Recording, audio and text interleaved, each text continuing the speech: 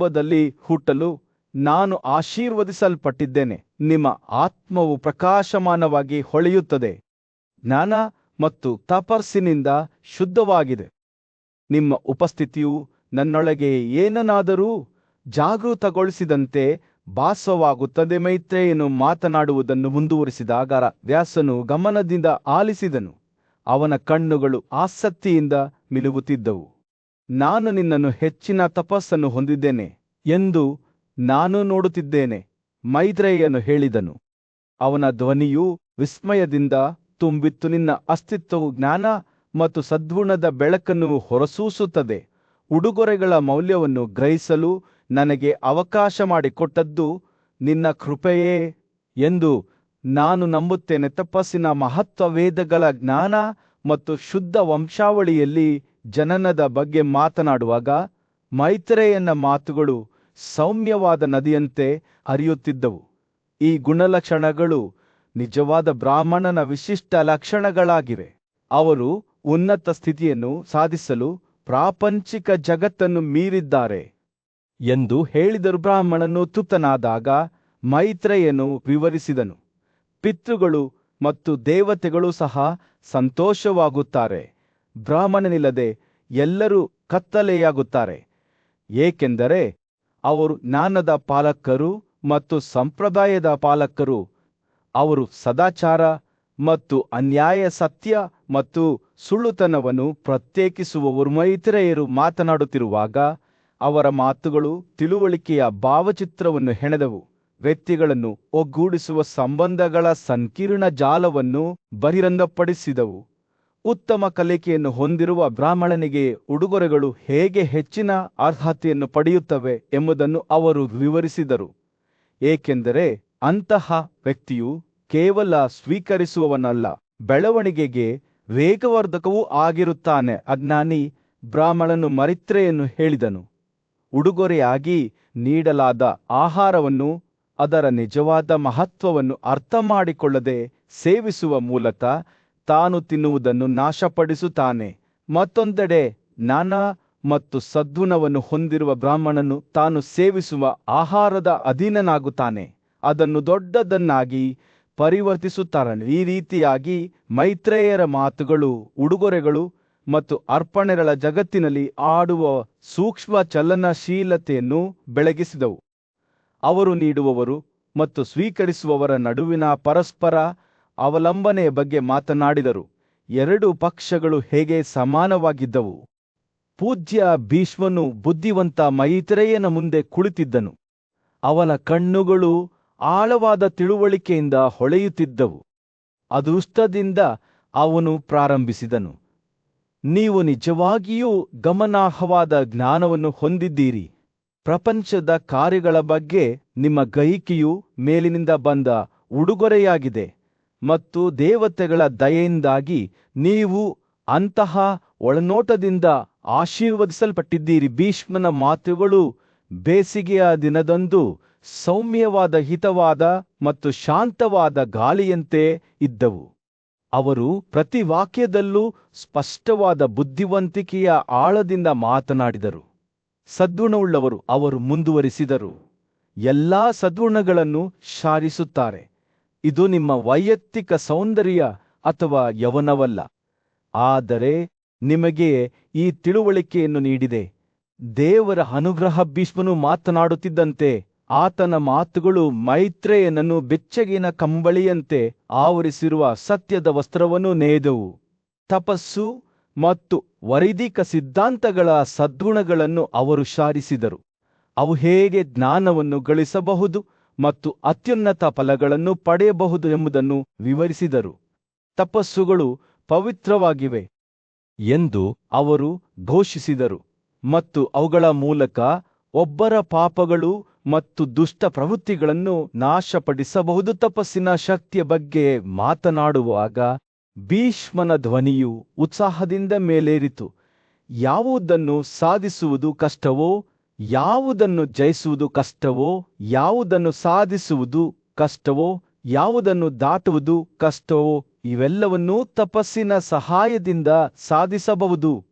ಆತನ ಮಾತುಗಳು ಸೌಮ್ಯವಾದ ಮತ್ತು ಅಚಲವಾದ ಶಕ್ತಿಯೊಂದಿಗೆ ಹರಿಯುವ ಪ್ರಬಲ ನದಿಯಂತೆ ಇದ್ದವು. ಭೀಷ್ಮನು ಮಾತನಾಡುತ್ತಿರುವಾಗ ಮೈತ್ರೇಯನು ಶ್ರದ್ಧೆಯಿಂದ ಆಲಿಸುತ್ತಿದ್ದನು.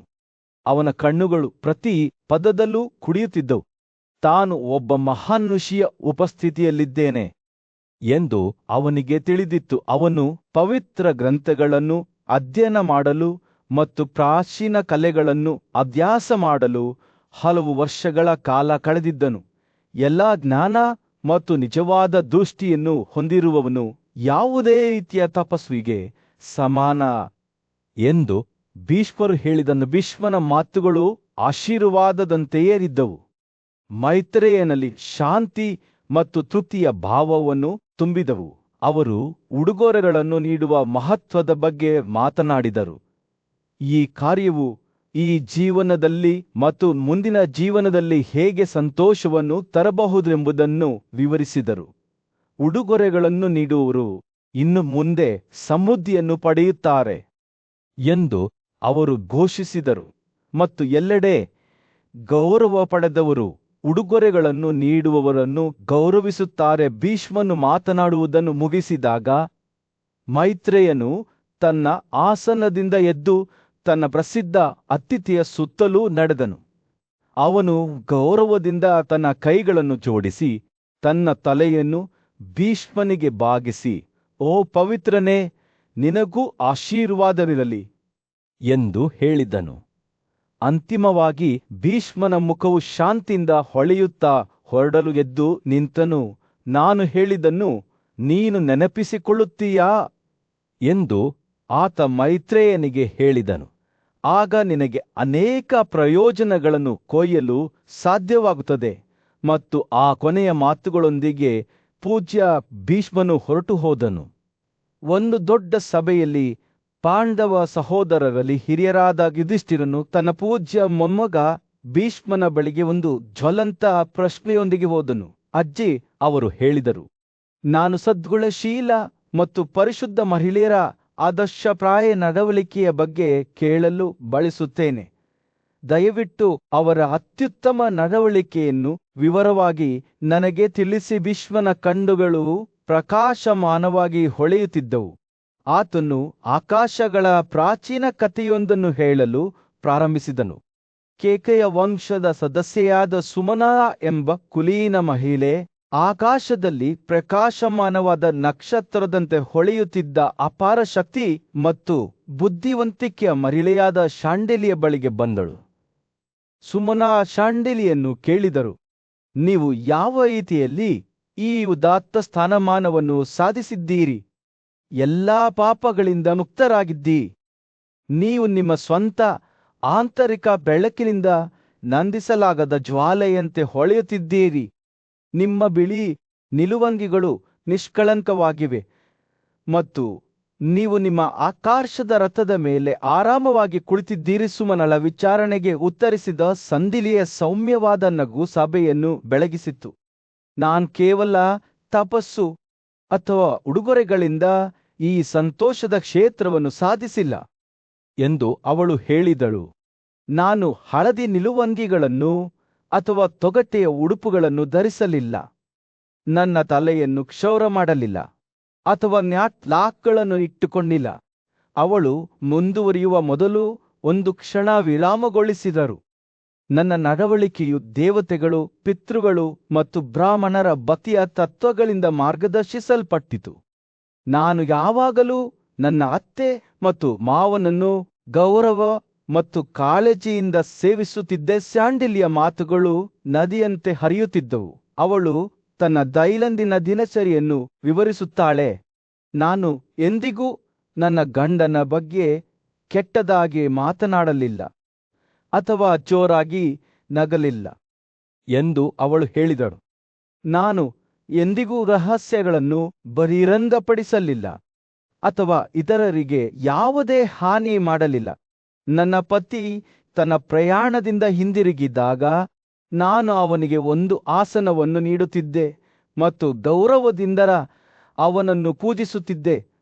ಅವಳು ನಮ್ರತೆ ಮತ್ತು ವಿಧೇಯತೆಯ ಮಹತ್ವವನ್ನು ಒತ್ತಿ ಹೇಳುತ್ತಾ, ನಾನು ನನ್ನ ಪತಿಗೆ ತಿಳಿದಿಲ್ಲದ ಆಹಾರವನ್ನು ಎಂದಿಗೂ ತಿನ್ನಲಿಲ್ಲ, ಅಥವಾ ಅವನು ದೂರವಿರುವಾಗ ಆಭರಣಗಳನ್ನು ಧರಿಸಲಿಲ್ಲ ಎಂದು ಹೇಳಿದರು. ಸಂಧಿಲಿ ಮಾತನಾಡುತ್ತಿರುವಾಗ ಅವಳ ಕಣ್ಣುಗಳು ರಾತ್ರಿಯ ಆಕಾಶದಲ್ಲಿ ನಕ್ಷತ್ರಗಳಂತೆ ಹೊಳೆಯುತ್ತಿದ್ದವು.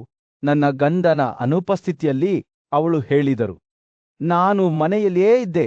ಅವನ ಯೋಗಕ್ಷೇಮ ಮತ್ತು ಸಮೃದ್ಧಿಗಾಗಿ ಶುಭ ಕಾರ್ಯಗಳಲ್ಲಿ ತೊಡಗಿಕೊಂಡಿದ್ದೇನೆ. ನಾನು ಎಂದಿಗೂ ಕೊಲ್ಲಿರಿಯನ್ನು ಅಥವಾ ಆಭರಣಗಳನ್ನು ಬಳಸಲಿಲ್ಲ, ಅಥವಾ ನಾನು ಸರಿಯಾಗಿ ತೊಳೆಯಲಿಲ್ಲ, ಅಥವಾ ಹೂಮಾಲೆಗಳು ಮತ್ತು ಬಟ್ಟೆಗಳನ್ನು ಧರಿಸಲಿಲ್ಲ. ಅವಳ ಧ್ವನಿಯು ಮೃದುತ್ವದ ಟಿಪ್ಪಣಿಯನ್ನು ತೆಗೆದುಕೊಂಡಿತು. ನನ್ನ ಪತಿ ಮಲಗಿದಾಗ ನಾನು ನಿದ್ರೆಯಲ್ಲಿಯೂ ಸಹ ಅವನ ಬಳಿ ಕುಳಿತುಕೊಳ್ಳುತ್ತೇನೆ ಎಂದು ಅವಳು ಸೇರಿಸಿದರು. ಸಂಧಿರಿ ತನ್ನ ಕಥೆಯನ್ನು ಮುಕ್ತಾಯಗೊಳಿಸುತ್ತಿದ್ದಂತೆ ಸುಮನ ಶ್ರದ್ಧೆಯಿಂದ ಆಲಿಸಿದಳು. ಈ ಕರ್ತವ್ಯದ ಮಾರ್ಗವು ಸ್ವರ್ಗದಲ್ಲಿ ಗೌರವ ಮತ್ತು ಸಂತೋಷವನ್ನು ಪಡೆಯುವ ಕೀಲಿಯಾಗಿದೆ, ಆಕಾಶದ ಅರುಂಧತಿಯಂತೆಯೇ ಎಂದು ಅವಳು ಹೇಳಿದಳು. ಸಂಧಿಲಿ ಮಾತನಾಡುವುದನ್ನು ಮುಗಿಸಿದಾಗ ಅವಳು ಕಣ್ಣಿನಿಂದ ಕಣ್ಮರೆಯಾದರು. ಯುಧಿಷ್ಠಿರ ಮತ್ತು ಆಲಿಸಿದ ಎಲ್ಲರಿಗೂ ಆಳವಾದ ಸಂದೇಶವನ್ನು ಬಿಟ್ಟು ಹೋದವು. ತನ್ನ ಕಥನವನ್ನು ಮುಕ್ತಾಯಗೊಳಿಸಿದಾಗ ಭೀಷ್ಮನ ಧ್ವನಿಯು ಸೌಮ್ಯವಾದ ಧ್ವನಿಯನ್ನು ಪಡೆದುಕೊಂಡಿತು. ಓ ಪಾಂಡುವಿನ ಮಗನೇ, ಅವರು ಹೇಳಿದರು, ಈ ಕಥೆಯನ್ನು ಓದುವವನು ದಟ್ಟವಾದ ಕಾಡಿನ ಮಧ್ಯದಲ್ಲಿ ತನ್ನ ವಾಕ್ಚಾತುರ್ಯ ಮತ್ತು ಬುದ್ಧಿವಂತಿಕೆಗೆ ಹೆಸರುವಾಸಿಯಾದ ಬ್ರಾಹ್ಮಣನು ರಾಕ್ಷಸನೊಬ್ಬನಿಂದ ವಶಪಡಿಸಿಕೊಂಡಿದ್ದನು. ಬ್ರಾಹ್ಮಣನು ಭೀಕರ ಪರಿಸ್ಥಿತಿಗಳ ಹೊರತಾಗಿಯೂ ಸಂಧಾನವನ್ನು ತಪ್ಪಿಸಿಕೊಳ್ಳುವ ಮಾರ್ಗವಾಗಿ ಬಳಸಲು ನಿರ್ಧರಿಸಿದನು. ಬ್ರಾಹ್ಮಣನ ಶಾಂತ ನಡವಳಿಕೆಯಿಂದ ಪ್ರಭಾವಿತನಾದ ರಾಕ್ಷಸನು ತನ್ನ ಮಸುಕಾದ ಮತ್ತು ದುರ್ಬಲವಾದ ನೋಟದ ಹಿಂದಿನ ಕಾರಣವನ್ನು ಗೌರವಯುತವಾಗಿ ಕೇಳಿದನು. ಬ್ರಾಹ್ಮಣನು ಸ್ವಲ್ಪ ಸಮಯದವರೆಗೆ ಪ್ರಶ್ನೆಯನ್ನು ಪ್ರತಿಬಿಂಬಿಸುತ್ತಾ ತನ್ನ ಆಲೋಚನೆಗಳನ್ನು ನೀಡಲು ಪ್ರಾರಂಭಿಸಿದನು. ನೀವು ಮಸುಕಾದ ಮತ್ತು ದುರ್ಬಲರಾಗಿದ್ದೀರಿ, ಅವನು ಹೇಳಿದನು, ಏಕೆಂದರೆ ನೀವು ನಿಮ್ಮ ವಾಸಸ್ಥಾನದಿಂದ ದೂರವಿರುವ ಸ್ಥಳದಲ್ಲಿ ವಾಸಿಸುತ್ತಿದ್ದೀರಿ, ಅಪರಿಚಿತ ಪ್ರದೇಶದಲ್ಲಿ ವಾಸಿಸುತ್ತಿದ್ದೀರಿ ಮತ್ತು ಸ್ನೇಹಿತರು ಮತ್ತು ಸಂಬಂಧಿಕರ ಸಹವಾಸದಿಂದ ವಂಚಿತರಾಗಿದ್ದೀರಿ. ನೀವು ಅಪಾರ ಸಂಪತ್ತನ್ನು ಆನಂದಿಸುತ್ತೀರಿ, ಆದರೂ ಅದನ್ನು ಗೌರವ ಮತ್ತು ಹೊಗಳಿಕೆಯಿಂದ ವಿನಿಮಯ ಮಾಡಿಕೊಳ್ಳಲಾಗುವುದಿಲ್ಲ. ಬ್ರಾಹ್ಮಣನು ಮಾತನಾಡುವುದನ್ನು ಮುಂದುವರಿಸಿದನು. ಅವನ ಮಾತುಗಳು ಬುದ್ಧಿವಂತಿಕೆ ಮತ್ತು ಸಹಾನುಭೂತಿಯಿಂದ ತೊಟ್ಟಿಕ್ಕಿದವು. ರಾಕ್ಷಸನ ಮಸುಕಾದ ನೋಟವು ಇತರರು ತನ್ನದೇ ಆದ ಗುಣಗಳನ್ನು ಕಡೆಗಣಿಸಿದ ಪರಿಣಾಮವಾಗಿದೆ ಎಂದು ವಿವರಿಸಿದನು. ಬದಲಿಗೆ ಅವರು ಸದ್ಗುಣ ಮತ್ತು ಜ್ಞಾನದ ಕೊರತೆಯಿರುವವರನ್ನು ಗೌರವಿಸಿದರು. ರಾಕ್ಷಸನ ಉನ್ನತ ಮನೋಭಾವವು ಅದನ್ನು ಲಭ್ಯವಿರುವ ಜೀವನೋಪಾಯದ ವಿಧಾನಗಳನ್ನು ನಿರ್ಲಕ್ಷಿಸಲು ಹೇಗೆ ಪ್ರೇರೇಪಿಸಿತು ಮತ್ತು ಇನ್ನೊಬ್ಬರ ಉನ್ನತ ಬುದ್ಧಿವಂತಿಕೆಯಿಂದ ಅದು ಹೇಗೆ ಮೋಸವಾಯಿತು ಎಂಬುದನ್ನು ಬ್ರಾಹ್ಮಣವು ಎತ್ತಿ ತೋರಿಸಿತು. ಬ್ರಾಹ್ಮಣನು ಮಾತನಾಡುವಾಗ ರಾಕ್ಷಸನ ಜೀವನದ ವಿವಿಧ ಅಂಶಗಳನ್ನು ಸ್ಪರ್ಶಿಸಿದನು. ಈ ಜಗತ್ತಿನಲ್ಲಿ ಬಳಲುತ್ತಿರುವವರ ಬಗ್ಗೆ, ಅದರ ದುಃಖದಿಂದ ಹಿಡಿದು ಬುದ್ಧಿವಂತಿಕೆಯ ಕೊರತೆಯಿರುವ ಇತರರು ಅದನ್ನು ಅಪಹಾಸ್ಯ ಮಾಡಿದರು. ರಾಕ್ಷಸನು ಪ್ರಪಂಚದ ಮಾರ್ಗಗಳಲ್ಲಿ ಚೆನ್ನಾಗಿ ಪರಿಣಿತನಾಗಿದ್ದನು ಮತ್ತು ರಹಸ್ಯಗಳ ಬಗ್ಗೆ ಆಳವಾದ ತಿಳುವಳಿಕೆಯನ್ನು ಹೊಂದಿದ್ದನು. ಆದರೂ ಅದು ಮೆಚ್ಚುಗೆ ಪಡೆಯಲಿಲ್ಲ. ಬ್ರಾಹ್ಮಣನ ಮಾತುಗಳು ರಾಕ್ಷಸನ ಜೀವನದ ಚಿತ್ರಣವನ್ನು ದುಃಖ ಮತ್ತು ಹಾತೊರೆಯುವಿಕೆಯ ಚಿತ್ರವೆಂದು ಚಿತ್ರಿಸಿದವು.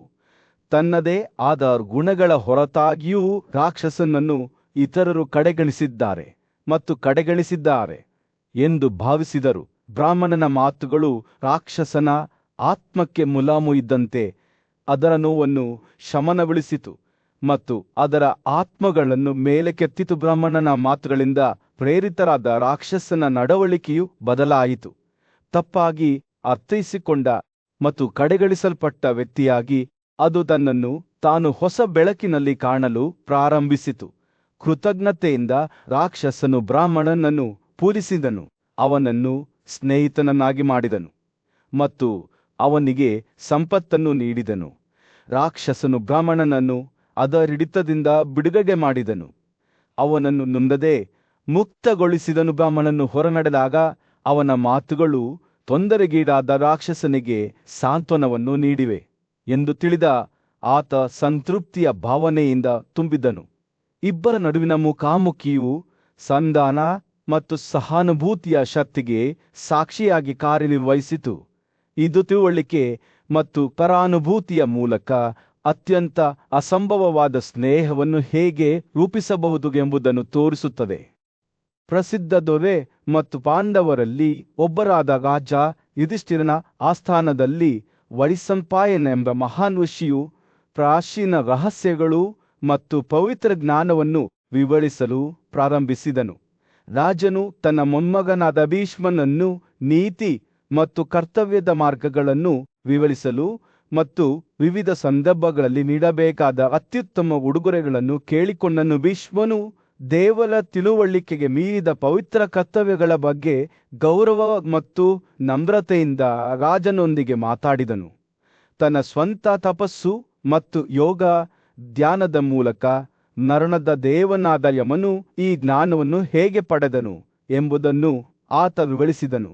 ತೈಲ ವ್ಯಾಪಾರಿಗಳು, ಮದ್ಯಪಾನ ಮಾಡುವವರು, ವೇಶ್ಯೆಯರು ಮತ್ತು ಪ್ರಾದೇಶಿಕ ಮುಖ್ಯಸ್ಥರಂತಹ ಕೆಲವು ವ್ಯಕ್ತಿಗಳನ್ನು ಅವರ ಅರ್ಹತೆಗಳಲ್ಲಿ ಹೇಗೆ ಒಬ್ಬರಿಗೊಬ್ಬರು ಸಮಾನವಾಗಿ ಪರಿಗಣಿಸಬಹುದು ಎಂಬುದನ್ನು ಭೀಷ್ಮನು ವಿವರಿಸಿದನು. ಆದಾಗ್ಯೂ ಒಬ್ಬ ಮಹಾನ್ ರಾಜನು ಈ ಒಟ್ಟು ವ್ಯಕ್ತಿಗಳ ಅರ್ಧಕ್ಕೆ ಸಮಾನ ಎಂದು ಹೇಳಲಾಗುತ್ತಿತ್ತು. ಆದ್ದರಿಂದ ರಾಜರು ಅಥವಾ ಸದಾಚಾರವನ್ನು ಬಯಸುವವರು ಅಂತಹ ಜನರಿಂದ ಉಡುಗೊರೆಗಳನ್ನು ಸ್ವೀಕರಿಸುವುದು ಸೂಕ್ತವಲ್ಲ. ಬದಲಿಗೆ ಅವರು 3 ಅಗತ್ಯ ಅಂಶಗಳನ್ನು ಒಳಗೊಂಡಿರುವ ಪವಿತ್ರ ವಿಜ್ಞಾನದ ಮೇಲೆ ಗಮನ ಹರಿಸಬೇಕು. ಧರ್ಮ, ಸಂಪತ್ತು ಮತ್ತು ಸಂತೋಷ.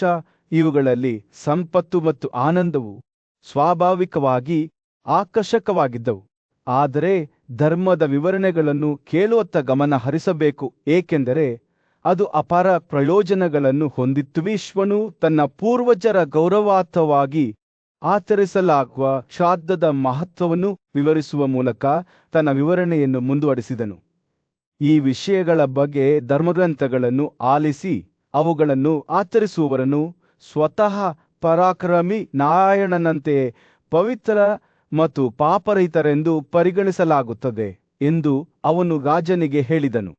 ಅತಿಥಿಗಳನ್ನು ಗೌರವದಿಂದ ನಡೆಸಿಕೊಳ್ಳುವ ಮೂಲಕ ಪವಿತ್ರ ಜಲಗಳಲ್ಲಿ ಅಭಿಷೇಕ ಮತ್ತು ಯಜ್ಞಗಳ ಮೂಲಕ ಪಡೆದ ಗುಣಗಳನ್ನು ಮೀರಿಸಲಾಯಿತು. ಭೀಷ್ಮನು ತನ್ನ ವಿವರಣೆಯನ್ನು ಪೂರ್ಣಗೊಳಿಸಿದಾಗ ಇಂದ್ರನ ಆಸ್ಥಾನದಲ್ಲಿ ಒಬ್ಬ ದೈವಿಕ ಸಂದೇಶವಾಹಕನು ಕಾಣಿಸಿಕೊಂಡನು, ಆದರೆ ಅದೃಶ್ಯನಾಗಿ ಉಳಿದನು. ಶ್ರಾದ್ದಗಳನ್ನು ಮಾಡುವವರಿಗೆ ಅಥವಾ ಆ ಸಮಯದಲ್ಲಿ ತಿನ್ನುವವರಿಗೆ ಲೈಂಗಿಕ ಸಂಭೋಗವನ್ನು ಏಕೆ ನಿಷೇಧಿಸಲಾಗಿದೆ ಮತ್ತು ಈ ಆಚರಣೆಗಳಲ್ಲಿ 100 ಅಕ್ಕಿಚೆಂಡುಗಳನ್ನು ಪ್ರತ್ಯೇಕವಾಗಿ ಅರ್ಪಿಸುವ ಮಹತ್ವವನ್ನು ಅವನು ಕೇಳಿದನು. ಪೂರ್ವ ದಿಕ್ಕಿನಲ್ಲಿ ಕುಳಿತಿದ್ದ ಪಿತೃಗಳು ಸಂದೇಶವಾಹಕನ ಪ್ರಶ್ನೆಯನ್ನು ಮೆಚ್ಚಿದರು ಮತ್ತು ಶ್ರಾದ್ದದ ಸುತ್ತಲಿನ ನಿಗೂಢತೆಗಳನ್ನು ವಿವರಿಸಲು ಪ್ರಾರಂಭಿಸಿದರು. ಅವರು ಅವನಿಗೆ ಹೇಳಿದರು, ಒಬ್ಬ ವ್ಯಕ್ತಿಯು ಶ್ರಾದ್ದ ಮಾಡಿದ ದಿನದಂದು ಲೈಂಗಿಕ ಸಂಭೋಗದಲ್ಲಿ ತೊಡಗಿದರೆ ಅಥವಾ ಅದ ಸಮಯದಲ್ಲಿ ತಿಂದರೆ ಅವನ ಪಿತೃಗಳು ತಮ್ಮ ಪಾಲಿನ ಪ್ರಮುಖ ಬೀಜವನ್ನು ಸಂಗ್ರಹಿಸಲು ಇಡೀ ತಿಂಗಳು ಕಾಯಬೇಕಾಗುತ್ತದೆ. ಶ್ರಾದ್ದದಲ್ಲಿ ಅರ್ಪಿಸುವ ಅಕ್ಕಿ ಚೆಂಡುಗಳ ಬಗ್ಗೆ ಮೊದಲ ಚೆಂಡನ್ನು ನೀರಿನಲ್ಲಿ ಎಸೆಯಬೇಕು, ಎರಡನೆಯದನ್ನು ಹೆಂಡತಿಯರಲ್ಲಿ ಒಬ್ಬರಿಗೆ ತಿನ್ನಲು ನೀಡಬೇಕು ಮತ್ತು 3ನೇಯದನ್ನು ಉರಿಯುತ್ತಿರುವ ಬೆಂಕಿಯಲ್ಲಿ ಎಸೆಯಬೇಕು ಎಂದು ಅವರು ವಿವರಿಸಿದರು. ಈ ಆದೇಶವನ್ನು ದೇವರುಗಳು ಸ್ವತಃ ಅನುಸರಿಸಿದರು ಮತ್ತು ಅದನ್ನು ಅನುಸರಿಸುವವರು ತಮ್ಮ ಪಿತೃಗಳನ್ನು ವೆಚ್ಚಿಸುತ್ತಾರೆ ಮತ್ತು ಅವರ ಸಂತತಿಯ ಸಮೃದ್ಧಿಯನ್ನು ಖಚಿತಪಡಿಸಿಕೊಳ್ಳುತ್ತಾರೆ. ಆಕಾಶದ ಸಂದೇಶವಾಹಕರು ಅಕ್ಕಿ ಚೆಂಡುಗಳ ಬಗ್ಗೆ ಹೆಚ್ಚಿನ ಪ್ರಶ್ನೆಗಳನ್ನು ಕೇಳಿದರು. ಅವು ತಮ್ಮ ಗಮ್ಯಸ್ಥಾನಗಳನ್ನು ಹೇಗೆ ತಲುಪಿದ್ದವು ಮತ್ತು ಅಂತಹ ರೀತಿಯಲ್ಲಿ ವಿಲೇವಾರಿ ಮಾಡಿದಾಗ ಅವು ಯಾವ ಗುರಿಗಳನ್ನು ಸಾಧಿಸಿದವು ಎಂದು ವಿಚಾರಿಸಿದರು. ಪಿತೃಗಳಿಗೆ ಸಮರ್ಪಿತವಾದ ಅಮರಬ್ರಾಹ್ಮಣನಾದ ಮಾರ್ಕಂಡೇಯನಿಗೆ ಮಾತ್ರ ಇವುಗಳ ಬಗ್ಗೆ ತಿಳಿದಿದೆ ಎಂದು ಪಿತೃಗಳು ಉತ್ತರಿಸಿದರು. ಪ್ರಾಚೀನ ಬುದ್ಧಿವಂತಿಕೆಯ ಪವಿತ್ರ ಸಭಾಂಗಣಗಳಲ್ಲಿ ಪೂಜ್ಯ ಋಷಿಯಾದ ಭೀಷ್ಮನು ತನ್ನ ಪ್ರೇಕ್ಷಕರ ಮುಂದೆ ನಿಂತು ಪರೋಪಕಾರಿ ದೇವರಾದ ವಿಷ್ಣುವಿನ ಕಾಲಾತೀತ ಮಾತುಗಳನ್ನು ವಿವರಿಸುತ್ತಿದ್ದನು. ದೇವರುಗಳ ಪ್ರಬಲ ರಾಜನಾದ ಇಂದ್ರನು ವಿಷ್ಣುವಿಗೆ ಒಂದು ಪ್ರಶ್ನೆಯನ್ನು ಕೇಳಿದನು. ಯಾವ ಕಾರ್ಯಗಳು ಅವನಿಗೆ ಸಂತೋಷ ಮತ್ತು ತೃಪ್ತಿಯನ್ನು ತರುತ್ತವೆ ಎಂಬುದನ್ನು ಅರ್ಥಮಾಡಿಕೊಳ್ಳಲು ಪ್ರಯತ್ನಿಸಿದನು. ವಿಷ್ಣುವಿನ ಪ್ರತಿಕ್ರಿಯೆಯು ಬೇಸಿಗೆಯ ದಿನದಂದು ಸೌಮ್ಯವಾದ ಗಾಳಿಯಂತೆರಿತವಾದ ಮತ್ತು ಜ್ಞಾನೋದಯಕಾರಿಯಾಗಿತ್ತು. ನಾನು ಬಹಳವಾಗಿ ದ್ವೇಷಿಸುವುದೇನೆಂದರೆ ಅದು ಬ್ರಾಹ್ಮಣರ ತಿರಸ್ಕಾರವಾಗಿದೆ. ನಿಸ್ಸಂದೇಹವಾಗಿ ಬ್ರಾಹ್ಮಣರನ್ನು ಪೂಜಿಸಿದರೆ ನಾನು ನನ್ನನ್ನು ಪೂಜಿಸುತ್ತೇನೆ ಎಂದು ಅವರು ಹೇಳಿದರು. ಶ್ರೇಷ್ಠ ಬ್ರಾಹ್ಮಣರಿಗೆ ಗೌರವದಿಂದ ವಂದನೆ ಸಲ್ಲಿಸಬೇಕು ಮತ್ತು ಆತಿಥ್ಯದಿಂದ ಪೋಷಿಸಬೇಕು. ಸಂಜೆ ಅವರ ಪಾದಗಳನ್ನು ಪೂಜಿಸಬೇಕು ಎಂದು ಅವರು ಒತ್ತಿ ಹೇಳಿದರು. ವಿಷ್ಣುವು ಮಾತನಾಡುವಾಗ ಅವನ ಮಾತುಗಳು ಭಕ್ತಿ ಮತ್ತು ಗೌರವದ ಭಾವಚಿತ್ರವನ್ನು ನೇದವು. ಈ ರೀತಿ ವರ್ತಿಸುವ ಪುರುಷರಿಂದ ನಾನು ತೃಪ್ತನಾಗಿದ್ದೇನೆ ಎಂದು ಅವರು ಹೇಳಿದರು. ಹಸುವಿನ ಸರಣಿಯ ಮೇಲೆ ಗುರುತಿಸಬಹುದಾದ ಸುಂಟರಗಾಳಿಗೆ ಪೂಜೆ ಮತ್ತು ಅರ್ಪಣೆಗಳನ್ನು ಮಾಡುವವರೊಂದಿಗೂ ಸಹ ಬ್ರಾಹ್ಮಣನನ್ನು ನೋಡುವುದು ಎತ್ತರದಲ್ಲಿ ಚಿಕ್ಕದಾಗಿದ್ದರೂ ಅಥವಾ ದಡದಿಂದ ಮಣ್ಣನ್ನು ಹೊತ್ತರೂ ಸಹ ಎಲ್ಲಾ ಪಾಪಗಳಿಂದ ವಿಮೋಚನೆಯನ್ನು ತರುತ್ತದೆ ಎಂದು ಅವರು ಬಹಿರಂಗಪಡಿಸಿದರು.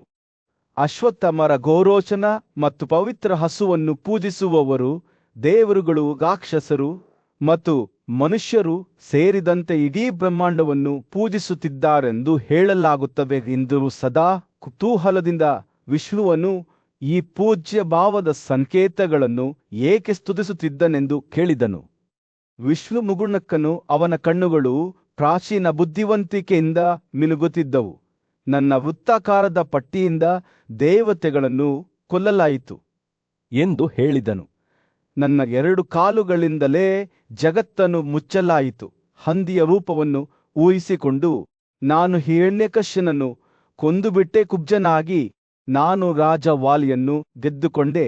ಈ ರೂಪಗಳಲ್ಲಿ ಪೂಜಿಸುವವರು ಎಂದಿಗೂ ಅಸಮಾಧಾನಕ್ಕೆ ಒಳಗಾಗುವುದಿಲ್ಲ. ಭೀಷ್ಮನು ತನ್ನ ಕಥೆಯನ್ನು ಮುಂದುವರಿಸುತ್ತಿದ್ದಂತೆ ವಿಷ್ಣುವಿನ ಮಾತುಗಳು ಆಳವಾದ ಅರ್ಥವನ್ನು ಪಡೆದುಕೊಂಡವು. ಬ್ರಹ್ಮಚರ್ಯ ಜೀವನ ವಿಧಾನವನ್ನು ಮುನ್ನಡೆಸುವ ಬ್ರಾಹ್ಮಣನಿಗೆ ಆತಿಥ್ಯವನ್ನು ನೀಡಿದವರು ಮತ್ತು ಅವನಿಗೆ ಆಹಾರ ನೀಡಿದ ನಂತರ ಉಳಿದದ್ದನ್ನು ತಿಂದವರು ಅಮೃತವಾದ ಅಮೃತವನ್ನು ತಿನ್ನುತ್ತಾರೆ ಎಂದು ಪರಿಗಣಿಸಲಾಗುತ್ತದೆ ಎಂದು ಅವರು ಬಹಿರಂಗಪಡಿಸಿದ್ದರು. ಬೆಳಗಿನ ಸಂಜೆಯ ಸಮಯದಲ್ಲಿ ಸೂರ್ಯನ ಮುಂದೆ ನಿಂತವರಿಗೆಲ್ಲಾ ಪವಿತ್ರ ನದಿಗಳಲ್ಲಿ ಸ್ನಾನ ಮಾಡುವ ಅರ್ಹತೆಯನ್ನು ಪಡೆದರು. ಪೂಜ್ಯ ಋಷಿಯಾದ ಬಾಲದೇವನು ಭಕ್ತಿಯ ಮತ್ತೊಂದು ರಹಸ್ಯವನ್ನು ಹಂಚಿಕೊಳ್ಳುತ್ತಾ ಮುಂದೆ ಮಾತನಾಡಿದನು. ಈ ಸತ್ಯದ ಪರಿಚಯವಿಲ್ಲದ ಅಜ್ಞಾನಿಗಳು ಇತರ ಜೀವಿಗಳ ಕೈಯಿಂದ ಬಹಳ ನೋವನ್ನು ಅನುಭವಿಸುತ್ತಾರೆ ಎಂದು ಹೇಳಿದನು. ಮುಂಜಾನೆ ಎದ್ದು ಹಸು, ತುಪ್ಪ, ಮೊಸರು, ಸಾಸಿವೆ, ಬೀಜಗಳು ಮತ್ತು ಪ್ರಿಯಂಗುಗಳನ್ನು ಸ್ಪರ್ಶಿಸಿ ಎಲ್ಲಾ ಪಾಪಗಳಿಂದ ಶುದ್ಧನಾದರೂ ದೇವತೆಗಳೇ ತಮಗೆ ಅರ್ಪಣೆಗಳನ್ನು ಮಾಡುವಲ್ಲಿ ತಾಮ್ರದ ಪಾತ್ರೆಯನ್ನು ಬಳಸುವ ಮಹತ್ವವನ್ನು ಹಂಚಿಕೊಂಡರು. ಉಪವಾಸ ಅಥವಾ ಬೇರೆ ಯಾವುದೇ ರೀತಿಯಲ್ಲಿ ಪ್ರತಿಜ್ಞೆಗಳನ್ನು ಮಾಡುವ ಮೂಲಕ ಅವರು ಹೇಳಿದರು. ಕಡಿಮೆ ತಿಳುವಳಿಕೆಯುಳ್ಳ ಪುರುಷರು ಏನನ್ನೂ ಗಳಿಸುವುದಿಲ್ಲ. ಅರ್ಪಣೆಗಳನ್ನು ಸಲ್ಲಿಸಲು, ದಾನವನ್ನು ನೀಡಲು ಮತ್ತು ಸ್ವೀಕರಿಸಲು, ಅರ್ಘ್ಯವನ್ನು ಅರ್ಪಿಸಲು ಮತ್ತು ನೀರಿನ ಮಿಶ್ರಣವನ್ನು ಸುವಿಯಲು ತಾಮ್ರದ ಪಾತ್ರೆಯನ್ನು ಬಳಸುವುದು ಅತ್ಯಗತ್ಯವಾಗಿತ್ತು. ಪ್ರಾಚೀನ ಭಾರತದ ಪವಿತ್ರ ಸಂಪ್ರದಾಯದಲ್ಲಿ ಮಾನವರು ಮತ್ತು ಅವರ ಜೀವನವನ್ನು ನಿಯಂತ್ರಿಸುವ ದೈವಿಕ ಶಕ್ತಿಗಳ ನಡುವಿನ ಸಂಕೀರ್ಣ ಸಂಬಂಧಗಳ ಬಗ್ಗೆ ಆಳವಾದ ತಿಳುವಳಿಕೆ ಅಸ್ತಿತ್ವದಲ್ಲಿತ್ತು. ಸೂರ್ಯ ಎಂದೂ ಕರೆಯಲ್ಪಡುವ ಪ್ರಕಾಶಮಾನವಾದ ಸೂರ್ಯ ದೇವರು ವಿಭಾಸು ತನ್ನ ಅನುಯಾಯಿಗಳಿಗೆ ಆಕಾಶಕಾಯಗಳಿಗೆ ಅರ್ಪಣೆಗಳನ್ನು ಮಾಡುವ ಮಹತ್ವವನ್ನು ಬಹಿರಂಗಪಡಿಸಿದನು. ಹುಣ್ಣಿಮೆಯ ದಿನದಂದು ವೈಭವಸು ತನ್ನ ಭಕ್ತರಿಗೆ ಪ್ರಕಾಶಮಾನವಾದ ಕಕ್ಷೆಯನ್ನು ಎದುರಿಸಿ ನಿಲ್ಲುವಂತೆ ಮತ್ತು 2 ಅರ್ಪಣೆಗಳನ್ನು ಸಲ್ಲಿಸಲು ಸೂಚನೆ ನೀಡಿದರು. 1 ತಾಳೆ ನೀರು ಮತ್ತು ತುಪ್ಪದೊಂದಿಗೆ ಅಕ್ಕಿ ಧಾನ್ಯಗಳ ಮಿಶ್ರಣವಾದ ಅಕ್ಷತ. ಹಾಗೆ ಮಾಡುವುದರಿಂದ ಅವರು ತಮ್ಮ ಪವಿತ್ರ ಬೆಂಕಿಯನ್ನು ಆರಾಧಿಸುತ್ತಾರೆ. ಇದು ಅಗ್ನಿವಾಯು ಮತ್ತು ಆದಿತ್ಯ ಎಂಬ 3 ಪ್ರಮುಖ ಬೆಂಕಿಯ ಅಭಿವ್ಯಕ್ತಿ ಎಂದು ನಂಬಲಾಗಿದೆ. ಹುಣ್ಣಿಮೆ ದಿನದಂದು ಈ ಅರ್ಪಣೆಗಳನ್ನು ಮಾಡಲು ವಿಫಲರಾದವು ದೊಡ್ಡ ಮರವನ್ನು ಕತ್ತರಿಸದಿದ್ದರೂ ಸಹ ಬ್ರಾಹ್ಮಣ ಹತ್ಯೆಯ ಪಾಪವನ್ನು ಅನುಭವಿಸುತ್ತಾರೆ ಎಂದು ವಿಭವರು ಎಚ್ಚರಿಸಿದರು. ಈ ಆಚರಣೆಗಳನ್ನು ನಿರ್ಲಕ್ಷಿಸಿದ ಪರಿಣಾಮಗಳು ಭೀಕರವಾಗಿದ್ದವು. ಅಂತಹ ಅಪರಾಧವನ್ನು ಮಾಡಿದ ವ್ಯಕ್ತಿಯು ತನ್ನ ಪಿತೃಗಳಿಂದ ಅಥವಾ ಪೂರ್ವಜರ ಆತ್ಮಗಳಿಂದ ದೂರವಿರುತ್ತಾನೆ ಮತ್ತು ಅವನ ಕುಟುಂಬದ ವಂಶಾವಳಿಯು ಅಂತಿಮವಾಗಿ ಅಳಿದು ಹೋಗುತ್ತದೆ. ಅಂತಹ ಉಲ್ಲಂಘನೆಗಳು ಸಂಭವಿಸಿದ ದಿನಗಳಲ್ಲಿ ದೇವತೆಗಳು ಸ್ವತಃ ಅವರ ಮೇಲೆ ಸುರಿದ ಧೂಪವನ್ನು ತಿರಸ್ಕರಿಸುತ್ತಾರೆ. ಒಬ್ಬ ಪೂಜ್ಯ ಋಷಿಯು ಅವ್ಯವಸ್ಥೆ ಆಳ್ವಿಕೆ ನಡೆಸಿದ ಕುಟುಂಬಗಳು ತಿನ್ನುವ ಮತ್ತು ಕುಡಿಯುವ ಪಾತ್ರೆಗಳು ಚದುರಿ ಹೋಗಿದ್ದವು, ಮಹಿಳೆಯರನ್ನು ಹೊಡೆದವು ಮತ್ತು ಪವಿತ್ರ ವಸ್ತುಗಳನ್ನು ಅಪವಿತ್ರಗೊಳಿಸಿದ್ದವು, ದೈವಿಕ ಆಶೀರ್ವಾದಕ್ಕೆ ಅರ್ಹವಾಗಿರಲಿಲ್ಲ ಎಂದು ಬಹಿರಂಗಪಡಿಸುವ ಮೂಲಕ ವಿಭವು ಅವರ ಬೋಧನೆಗಳಿಗೆ ಸೇರ್ಪಡೆಯಾದರು.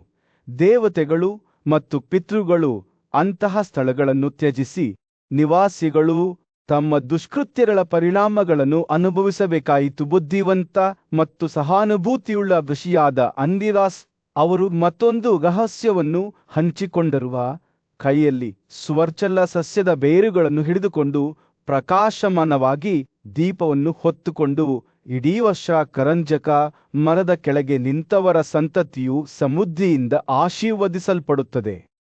ಈ ಆಚರಣೆಯು ಅದೃಷ್ಟವನ್ನು ತರುವ ಮತ್ತು ಒಬ್ಬರ ವಂಶಾವಳಿಯ ಮುಂದುವರಿಕೆಯನ್ನು ಖಚಿತಪಡಿಸಿಕೊಳ್ಳುವ ಶಕ್ತಿಯನ್ನು ಹೊಂದಿದೆ ಎಂದು ನಂಬಲಾಗಿತ್ತು. ಮತ್ತೊಬ್ಬ ಪೂಜ್ಯ ಋಷಿಯಾದ ಗಾರ್ಗ್ಯನು ಅತಿಥಿಗಳನ್ನು ಘನತೆ ಮತ್ತು ಗೌರವದಿಂದ ನಡೆಸಿಕೊಳ್ಳುವ ಮಹತ್ವವನ್ನು ಒತ್ತಿ ಹೇಳಿದನು.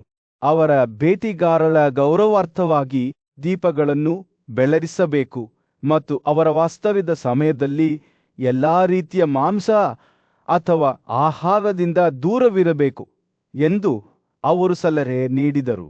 ಕತ್ತೆ ಅಥವಾ ಬ್ರಾಹ್ಮಣರನ್ನು ಗಾಯಗೊಳಿಸುವುದು ಗಂಭೀರ ಅಪರಾಧವೆಂದು ಪರಿಗಣಿಸಲಾಗಿತ್ತು ಮತ್ತು ಅಂತಹ ಕ್ರಮಗಳ ವಿರುದ್ಧ ಗಾರ್ಗ್ಯ ಎಚ್ಚರಿಕೆ ನೀಡಿದವಿದಲ್ಲದೆ ಮಹಿಳೆಯರು ತಮ್ಮ ಅಶುದ್ಧ ಸ್ಥಿತಿಯಲ್ಲಿದ್ದರೆ ಅಥವಾ ಕುಷ್ಠರೋಗದಿಂದ ಬಳಲುತ್ತಿರುವ ತಾಯಂದಿರಿಗೆ ಜನಿಸಿದರೆ ದೇವತೆಗಳು ಕೆಲವು ಸಂದರ್ಭಗಳಲ್ಲಿ ನೈವೇದ್ಯವನ್ನು ಸ್ವೀಕರಿಸುವುದಿಲ್ಲ ಎಂದು ಗಾರ್ಗ್ಯ ಬಹಿರಂಗಪಡಿಸಿದರು. ಅಂತಹ ವ್ಯಕ್ತಿಗಳ ಪಿತೃಗಳು 13 ವರ್ಷಗಳ ಕಾಲ ಅಸಮಾಧಾನಗೊಳ್ಳುತ್ತಾರೆ.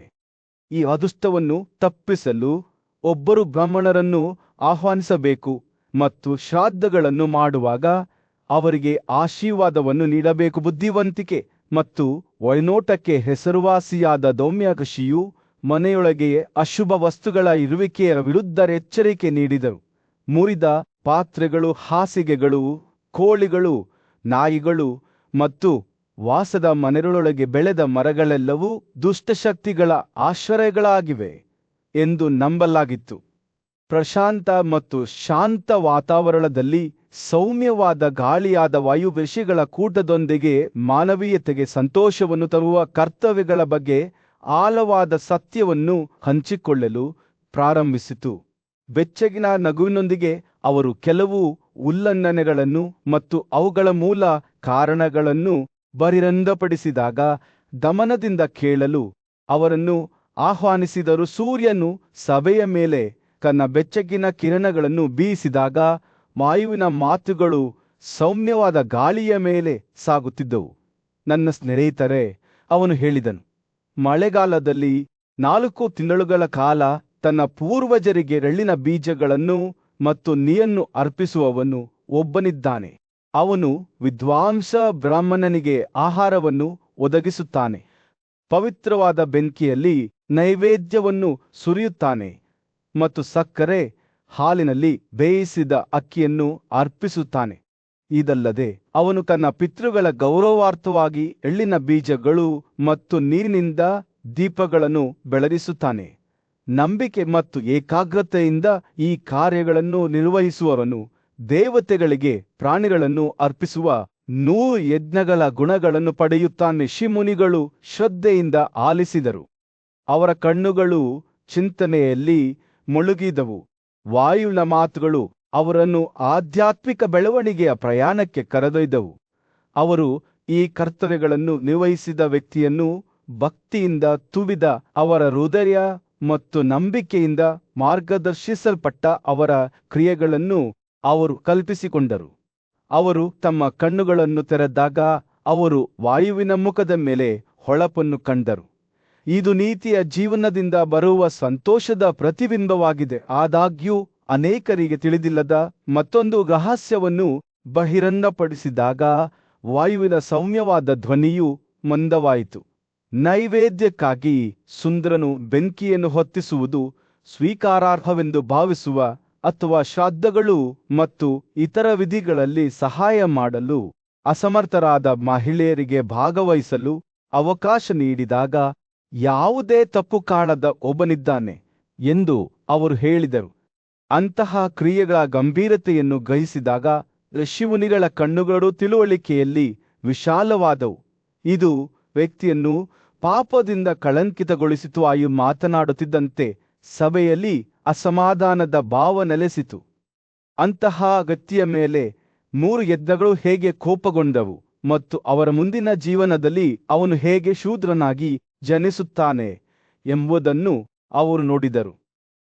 ಅವನ ಪೂರ್ವಜರು ಮತ್ತು ದೇವತೆಗಳು ಅವನೊಂದಿಗೆ ಎಂದಿಗೂ ತೃಪ್ತರಾಗುವುದಿಲ್ಲ ಮತ್ತು ಅವನ ಕ್ರಿಯೆಗಳ ಪರಿಣಾಮಗಳನ್ನು ಅವನು ಅನುಭವಿಸುತ್ತಾರೆ. ವಾಯು ಅವರ ಮಾತುಗಳು ಸೌಮ್ಯವಾದ ಮಳೆಯಂತೆ ಇದ್ದವು. ಅದು ಋಷಿಮುನಿಗಳ ಮನಸ್ಸಿನಲ್ಲಿ ಸ್ಪಷ್ಟತೆಯನ್ನು ತಂದಿತು. ಕೆಲವು ಪ್ರಾಯಶ್ಚಿತ್ತ ಕ್ರಿಯೆಗಳನ್ನು ಮಾಡುವ ಮೂಲಕ ಅಂತಹ ಪಾಪಗಳಿಂದ ತನ್ನನ್ನು ತಾನು ಶುದ್ಧೀಕರಿಸಿಕೊಳ್ಳಬಹುದು ಎಂದು ಅವರು ಅರಿತುಕೊಂಡರು. ಆಳವಾದ ಗೌರವದ ಭಾವದಿಂದ ವಾಯು ಸಂತೋಷ ಮತ್ತು ನೋವಿನಿಂದ ಸ್ವಾತಂತ್ರ್ಯವನ್ನು ತರುವ ಆಚರಣೆಗಳನ್ನು ವಿವರಿಸಿದಂತೆ ಅವರು ಆಲಿಸಿದರು. 3 ದಿನಗಳ ಕಾಲ ಹಸುವಿನ ಮೂತ್ರವನ್ನು ಹಸುವಿನ ಸಗಣಿ, ಹಾಲು ಮತ್ತು ತುಪ್ಪದೊಂದಿಗೆ ಬೆರೆಸಿ ಪವಿತ್ರ ಬೆಂಕಿಯ ಮೇಲೆ ಧೂಪವನ್ನು ಸುರಿಯಬೇಕು. ವಾಯುವಿನ ಪ್ರಕರಣವು ಕೊನೆಗೊಳ್ಳುತ್ತಿದ್ದಂತೆ ಋಷಿಗಳು ತಮ್ಮ ಮೇಲೆ ಶಾಂತಿಯ ಭಾವವನ್ನು ನೆಲೆಗೊಳಿಸಿದರು. ಈ ಉಲ್ಲಂಘನೆಗಳಿಂದ ದೂರವಿರುವುದರಿಂದ ಅಥವಾ ಸೂಚಿಸಿದ ಪ್ರಾಯಶ್ಚಿತ್ತ ವಿಧಿಗಳಿಗೆ ಒಳಗಾಗುವ ಮೂಲಕ ಅವರು ಈ ಜಗತ್ತನ್ನು ತೊರೆದಾಗ ಸ್ವರ್ಗವನ್ನು ಪಡೆಯಬಹುದು ಎಂದು ಅವರು ಅರ್ಥಮಾಡಿಕೊಂಡರು. ಭಕ್ತಿಯಿಂದ ತುಂಬಿದ ಹೃದಯಗಳು ಮತ್ತು ವಾಯುವಿನ ಮಾತುಗಳಿಂದ ಪ್ರಕಾಶಿಸಲ್ಪಟ್ಟ ಮನಸ್ಸುಗಳೊಂದಿಗೆ ಅವರು ತಮ್ಮ ದೈನಂದಿನ ಜೀವನಕ್ಕೆ ಮರಳಿದರು, ಸಿದ್ಧರಾಗಿದ್ದರು. ಸೂರ್ಯನು ಭೂಮಿಯ ಮೇಲೆ ಮುಳುಗುತ್ತಿದ್ದನು. ಸತ್ಯಾನ್ವೇಷಕ ಗುಂಪಿನ ಮೇಲೆ ಬೆಚ್ಚಗಿನ ಕಿತ್ತಳೆ ಬಣ್ಣದ ಹೊಳಪನ್ನು ಬೀರುತ್ತಿತ್ತು. ಬುದ್ಧಿವಂತ ಮತ್ತು ಕೂಜ್ಯ ಕೃಷಿಯಾದ ಲೋಮಾಸ ಅವರ ಮುಂದೆ ನಿಂತನು. ಅವನ ಕಣ್ಣುಗಳು ಆಳವಾದ ತಿಳುವಳಿಕೆಯಿಂದ ಹೊಳೆಯುತ್ತಿದ್ದವು.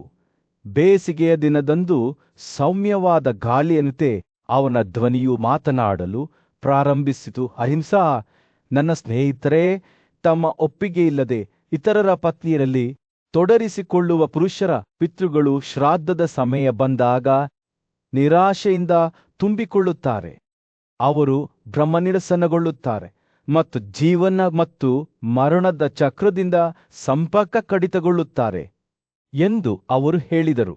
ಲೋಮಾಸನ ಮಾತುಗಳು ಒಂದು ಸವಾಲಿನಂತೆ ಗಾಳಿಯಲ್ಲಿ ತೂಗಾಡುತ್ತಿದ್ದವು.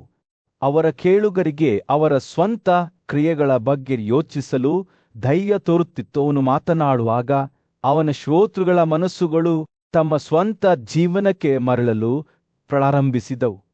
ಕೆಲವರು ತಾವು ನೀತಿಯ ಮಾರ್ಗದಿಂದ ದಾರಿ ತಪ್ಪಿದ ಸಮಯದ ಬಗ್ಗೆ ಯೋಚಿಸಿದರು. ಇತರರು ತಮ್ಮ ಆಸೆಗಳ ಪರಿಣಾಮಗಳನ್ನು ಪರಿಗಣಿಸಿದರು. ಲೋಮಾಸನ ಮಾತುಗಳು ಕನ್ನಡಿಯಂತೆ ಇದ್ದವು, ತಮ್ಮ ಆತ್ಮದ ಆಳವನ್ನು ಪ್ರತಿಬಿಂಬಿಸುತ್ತಿದ್ದವು. ಆದರೆ ಇತರರ ಪತ್ನಿಯರೊಂದಿಗೆ ಲೈಂಗಿಕ ಸಂಬಂಧದಲ್ಲಿ ತೊಡಗುವವರು ಮಾತ್ರವಲ್ಲ, ಅವರು ಮುಂದುವರಿಸಿದರು. ಬಂಜರು ಮಹಿಳೆಯರೊಂದಿಗೆ ಲೈಂಗಿಕ ಸಂಬಂಧದಲ್ಲಿ ತೊಡಗುವವರು ಅಥವಾ ಬ್ರಾಹ್ಮಣರಿಗೆ ಸೇರಿದದ್ದನ್ನು ಹೊಂದುವವರು ಸಮಾನವಾಗಿ ಪಾಪಿಗಳು. ಅಂತಹ ಜನರ ಪಿತೃಗಳು ಅವರೊಂದಿಗೆ ಯಾವುದೇ ಸಂಭೋಗವನ್ನು ಬಯಸದೆ ಅವರನ್ನು ಕತ್ತರಿಸುತ್ತಾರೆ.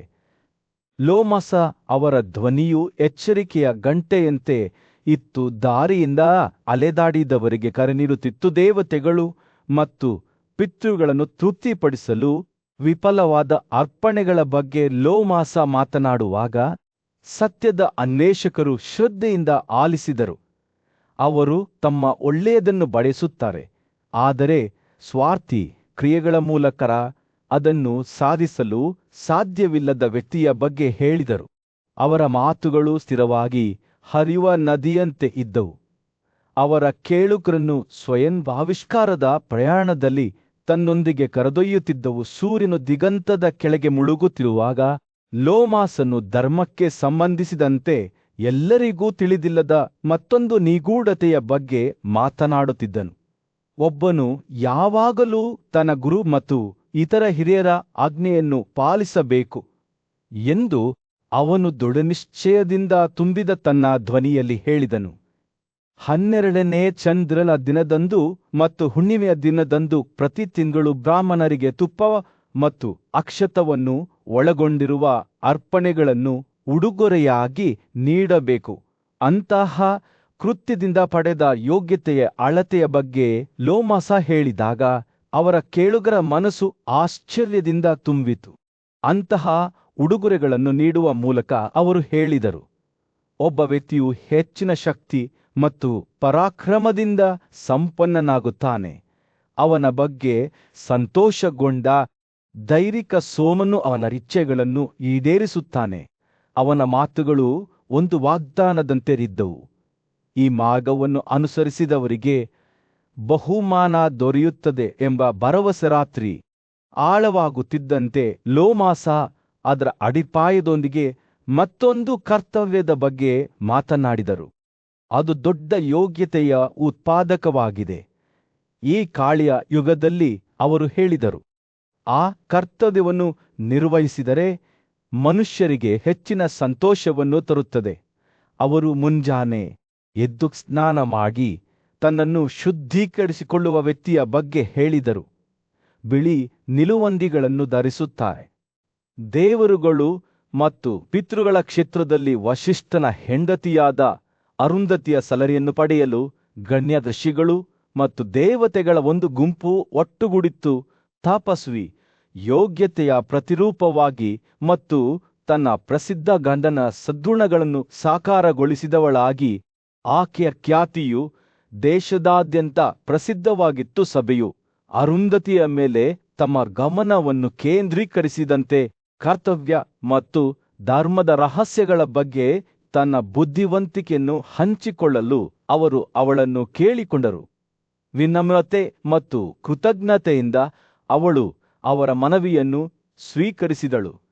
ಈ ಉನ್ನತ ವಿಷಯಗಳ ಬಗ್ಗೆ ತನ್ನ ತಿಳುವಳಿಕೆಯು ಭಾಗಶಃ ತನ್ನ ಆಧ್ಯಾತ್ಮಿಕ ಅನ್ವೇಷಣೆಗಳ ಬಗೆಗಿನ ಅವರ ಪರಿಗಣನೆಗೆ ಕಾರಣವಾಗಿದೆ ಎಂದು ಹೇಳಿದರು. ಅರುಂಧತಿ ಅವರು ಶಾಶ್ವತ ಕರ್ತವ್ಯಗಳ ಮತ್ತು ಅವುಗಳಿಗೆ ಅನುಗುಣವಾದ ಅರ್ಹತೆಗಳ ಜ್ಞಾನವನ್ನು ಕೇವಲ ನಂಬಿಕೆ ಅಥವಾ ಶುದ್ಧ ಹೃದಯವನ್ನು ಹೊಂದಿರುವವರಿಗೆ ಮಾತ್ರ ನೀಡಬೇಕು ಎಂದು ವಿವರಿಸುವ ಮೂಲಕ ಪ್ರಾರಂಭಿಸಿದರು. ಅವರು ಈ ಬುದ್ಧಿವಂತಿಕೆಯನ್ನು ನಂಬಿಕೆಯಿಲ್ಲದ ಅಹಂಕಾರದಿಂದ ಬಳಲುತ್ತಿರುವ ಬ್ರಾಹ್ಮಣ ಹತ್ಯೆಯ ಅಪರಾಧಿ ಅಥವಾ ಇತರ ಘೋರ ಕೃತ್ಯಗಳನ್ನು ಮಾಡಿದ ವ್ಯಕ್ತಿಗಳೊಂದಿಗೆ ಹಂಚಿಕೊಳ್ಳುವುದರ ವಿರುದ್ಧ ಎಚ್ಚರಿಕೆ ನೀಡಿದರು. ಗೌರವ ಮತ್ತು ಗೌರವದಿಂದ ಅರುಂಧತಿ ನಂತರ ಮಾನವಕುಲಕ್ಕೆ ಅಪಾರ ಸಂತೋಷವನ್ನು ತರುತ್ತದೆ ಎಂದು ಹೇಳಲಾಗುವ ಒಂದು ರಹಸ್ಯ ಆಚರಣೆಯನ್ನು ಬಹಿರಂಗಪಡಿಸಿದರು. ಅವರ ಬೋಧನೆಗಳ ಪ್ರಕಾರ ಮುಂಜಾನೆ ಯಾರಾದರೂ ಹಸುವಿನ ಕೊಂಬುಗಳನ್ನು ನೀರು ಮತ್ತು ಕುಶಹುಲ್ಲಿನ ಬ್ಲೇಡ್ಗಳಿಂದ ತೊಳೆದರೆ ಮತ್ತು ನೀರನ್ನು ತಮ್ಮ ತಲೆಯ ಮೇಲೆ ತೊಟ್ಟರೆ ಅವರು 3 ಲೋಕಗಳ ಎಲ್ಲಾ ಪವಿತ್ರ ಜಲಗಳಲ್ಲಿ ಸ್ನಾನ ಮಾಡಿದರು ಎಂದು ಪರಿಗಣಿಸಲಾಗುತ್ತದೆ. ಅರುಂಧತಿಯ ಮಾತುಗಳು ಸಭೆಯನ್ನು ಗಾಢವಾಗಿ ಸೆಳೆದವು ಮತ್ತು ಅಲ್ಲಿ ನೆರೆದಿದ್ದವರೆಲ್ಲರೂ ಆಕೆಯ ಬುದ್ಧಿವಂತಿಕೆಯನ್ನು ಶ್ಲಾಘಿಸಿದರು. ಬ್ರಾಹ್ಮಣ ಮತ್ತು ಯಾಮನ ಆಶೀರ್ವಾದಗಳು ಆಕೆಗೆ ದೊರೆತವು. ಬ್ರಾಹ್ಮಣನು ಆಕೆಯ ತಪಸ್ಸು ನಿರಂತರವಾಗಿ ಹೆಚ್ಚಾಗುವ ವರವನ್ನು ನೀಡಿದನು. ಯಮನು ಕೂಡ ಆಕೆಯ ಪ್ರವಚನವನ್ನು ಶ್ಲಾಘಿಸುತ್ತಾ, ಅದು ಶ್ರೇಷ್ಠ ಮತ್ತು ಮಹಾನ್ ಋಷಿಗಳು ಮತ್ತು ನಂಬಿಕೆಯುಳ್ಳ ಪುರುಷರಿಂದ ಕೇಳಿಸಿಕೊಳ್ಳಲು ಯೋಗ್ಯವಾಗಿದೆ ಎಂದು ಹೇಳಿದನು. ಸಭೆಯು ವಿವಿಧ ಕರ್ತವ್ಯಗಳ ಗುಣಗಳನ್ನು ಚರ್ಚಿಸುವುದನ್ನು ಮುಂದುವರಿಸಿದಾಗ ಚಿತ್ರಗುಪ್ತನ ಧ್ವನಿಯನ್ನು ಕೇಳಲಾಯಿತು. ಇತರರಿಗೆ ದಯೆ ತೋರುವ ಕಾರ್ಯಗಳನ್ನು ಮಾಡುವ ಪ್ರಾಮುಖ್ಯತೆಯ ಬಗ್ಗೆ ತನ್ನ ಬುದ್ಧಿವಂತಿಕೆಯನ್ನು ಹಂಚಿಕೊಂಡರು. ಅವರು ಕುಡಿಯಲು ನೀರು, ಕತ್ತಲನ್ನು ಬೆಳಗಿಸಲು ದೀಪಗಳು, ಚಪ್ಪಲಿಗಳು, ಛತ್ರಿಗಳು ಮತ್ತು ಕಪಿಲ ಹಸುಗಳನ್ನು ಸರಿಯಾದ ವಿಧಿಗಳೊಂದಿಗೆ ನೀಡುವ ಮೌಲ್ಯವನ್ನು ಒತ್ತಿ ಹೇಳಿದರು.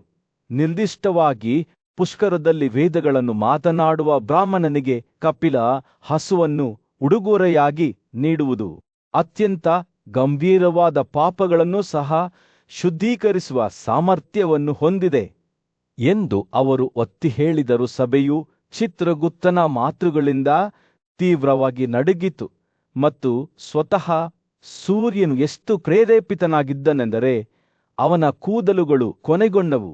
ಆತನು ಅಲ್ಲಿದ್ದ ಎಲ್ಲರನ್ನೂ ಬಹಳ ವೈಭವದಿಂದ ಉದ್ದೇಶಿಸಿ ಮಾತನಾಡುತ್ತಾ, ಉನ್ನತ ಆತ್ಮದ ಬ್ರಾಹ್ಮಣರಿಗೆ ಈ ಉಡುಗೊರೆಗಳನ್ನು ನೀಡಿದವರು ಎಲ್ಲಾ ರೀತಿಯ ಭಯದಿಂದ ಮುಕ್ತರಾಗುತ್ತಾರೆ ಎಂದು ಹೇಳಿದನು.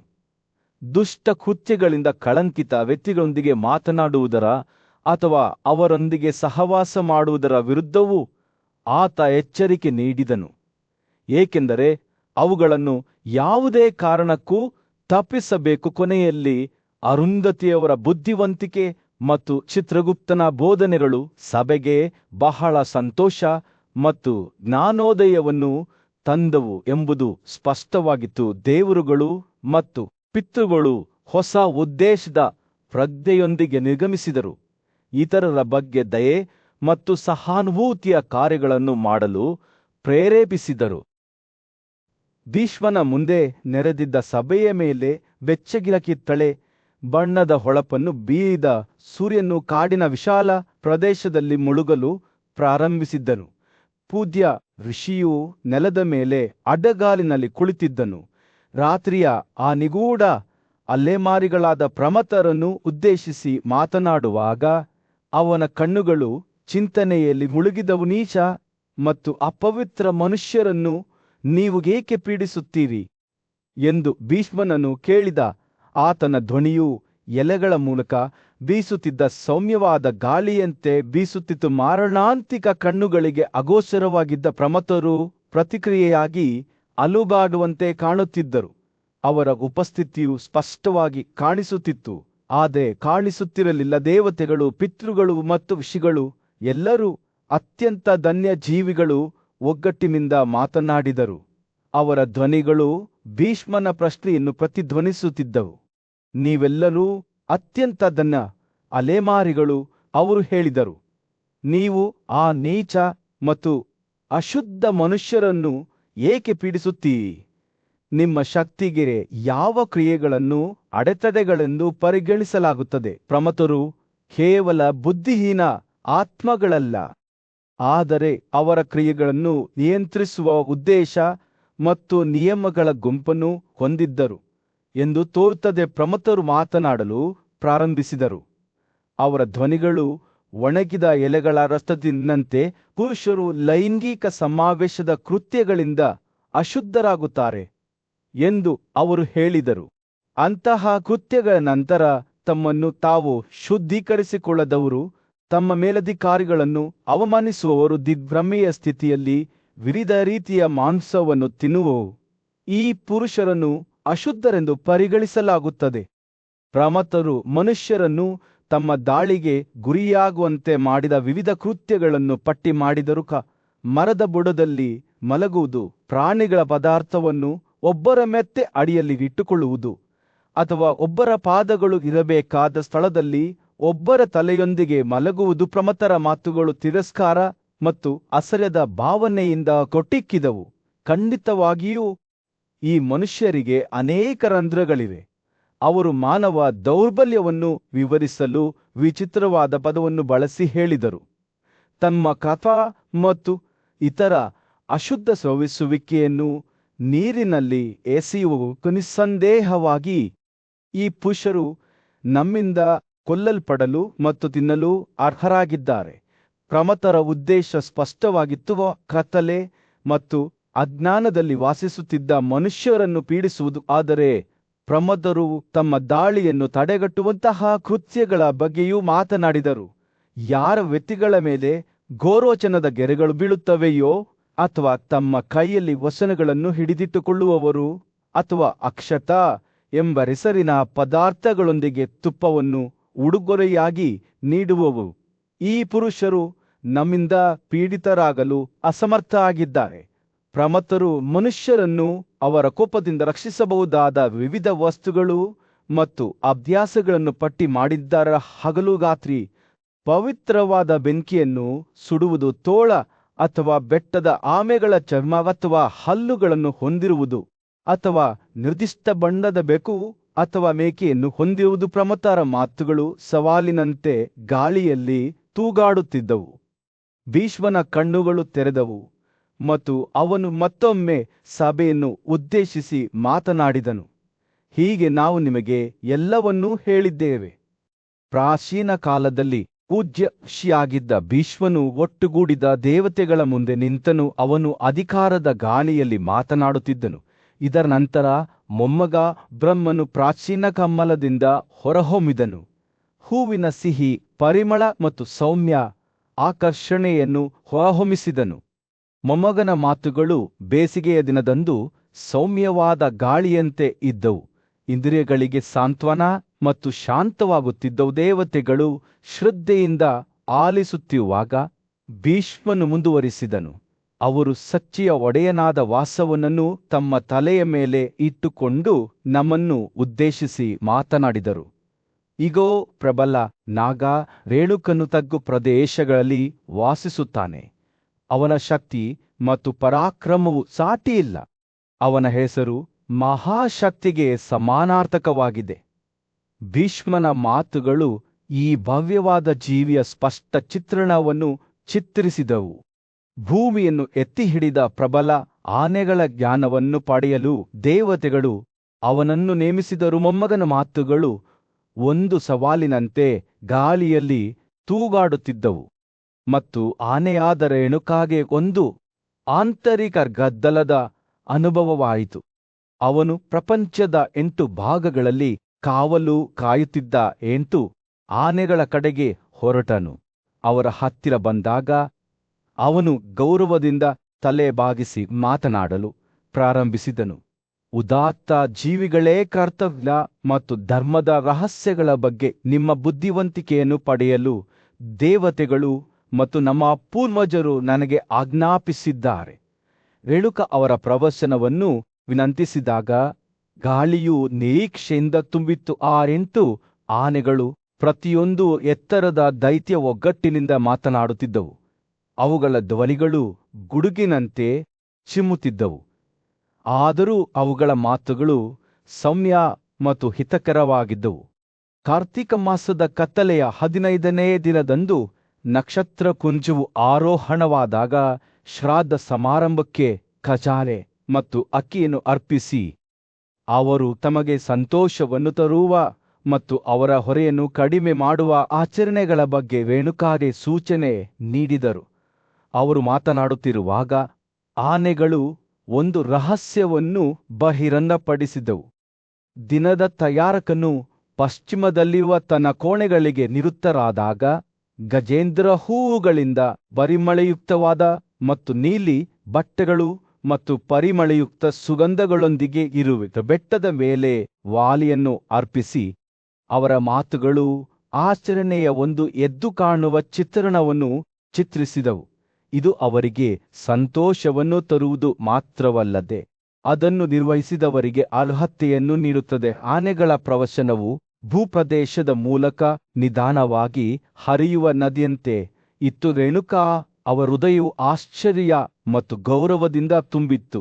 ಈ ಶಕ್ತಿಶಾಲಿ ಜೀವಿಗಳು ಕೇವಲ ಭೂಮಿಯ ಬೆಂಬಲಿಗರಲ್ಲ, ಆದರೆ ಮಾನವೀಯತೆಯನ್ನು ನೀತಿಯ ಹಾದಿಯಲ್ಲಿ ಮುನ್ನಡೆಸುವ ಶಿಕ್ಷಕರಾಗಿದ್ದಾರೆ ಎಂದು ಅವರು ಅರಿತುಕೊಂಡರು. ರೇಣುಕಾ ದೇವತೆಗಳ ಬಳಿಗೆ ಹಿಂತಿರುಗಿದಾಗ ಅವರು ಆನೆಗಳು ನೀಡಿದ ಬುದ್ಧಿವಂತಿಕೆಯನ್ನು ಹಂಚಿಕೊಂಡರು. ಮೊಮ್ಮಗನ ಮಾತುಗಳು ಇನ್ನೂ ಅವರ ಮನಸ್ಸಿನಲ್ಲಿ ಪ್ರತಿಧ್ವನಿಸುತ್ತಿದ್ದವು, ಆದರೆ ಈಗ ಅವರು ದೈವಿಕತೆಗೆ ಹತ್ತಿರವಾಗುವ ಆಚರಣೆಗಳು ಮತ್ತು ಆಚರಣೆಗಳ ಬಗ್ಗೆ ಆಳವಾದ ತಿಳುವಳಿಕೆಯನ್ನು ಹೊಂದಿದ್ದರು. ರೇಣುಕನು ಆನೆಗಳೊಂದಿಗಿನ ತನ್ನ ಮುಖಾಮುಖಿಯನ್ನು ವಿವರಿಸುವಾಗ ದೇವತೆಗಳು, ಪಿತೃಗಳು ಮತ್ತು ಪೂಜ್ಯ ಋಷಿಗಳು ಶ್ರದ್ಧೆಯಿಂದ ಆಲಿಸಿದರು. ಅವರು ಆತನನ್ನು ಉತ್ಸಾಹದಿಂದ ಸಾಧಿಸಿದರು. ಜ್ಞಾನವನ್ನು ಪಡೆಯುವಲ್ಲಿ ಆತನ ಶ್ರದ್ಧೆ ಮತ್ತು ಸಮರ್ಪಣೆಯನ್ನು ಒಪ್ಪಿಕೊಂಡರು. ಸಭೆಯ ಮಧ್ಯದಲ್ಲಿ ಮಹೇಶ್ವರನು ತನ್ನ ಭಕ್ತರ ಮುಂದೆ ನಿಂತನು. ಅವನ ಕಣ್ಣುಗಳು ಒಳಗಿನ ಬೆಳಕಿನಿಂದ ಹೊಳೆಯುತ್ತಿದ್ದವು. ನನ್ನ ಮಕ್ಕಳೇ, ನೀವೆಲ್ಲರೂ ನಿಮ್ಮ ಕರ್ತವ್ಯಗಳು ಮತ್ತು ಸದ್ಗುಣಗಳ ಬಗ್ಗೆ ನಿರರ್ಗಳವಾಗಿ ಮಾತನಾಡಿದ್ದೀರಿ.